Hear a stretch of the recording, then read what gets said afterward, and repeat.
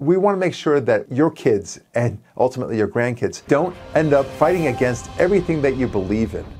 We've been talking about my new book, Keeping the Kids All Right, which is all about how to make sure that your kids don't fall victim to the woke and progressive culture, that they don't end up fighting against everything that you believe in, whether it's pro-America, pro-Israel, pro-Western civilization, pro-God, or anything else that you value. How do you do that? We have so many examples of parents that bemoan the fact that their kids are not talking to them anymore. They don't invite them to Thanksgiving and, God forbid, don't even allow them to see their grandchildren. We want to make sure that your kids and ultimately your grandkids never get into that position. Well, how do you do that? I talked before about the 4 steps. You have to identify the issues first. What do I mean by the issues? I mean things like the transgender culture that they're trying to teach at schools. I mean this anti-America culture. Anything about Israel, anything about evolution, global warming. These are powerful issues that you want to make sure that your kid understands. The fact is that we all want to indoctrinate. That's your job as a parent,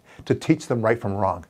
These are the issues that we must fight for and fight against. You got to do it early on, when your kid is 3 or 4 years old.